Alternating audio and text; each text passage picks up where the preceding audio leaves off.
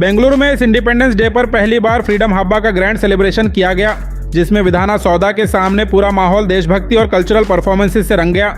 Independence day की रात iconic विधाना सौदा फायरवर्क्स की रोशनी से जगमगा उठा, जहां आसमान में कलरफुल फायरवर्क्स ने पूरे माहौल को और भी ग्रैंड बना दिया।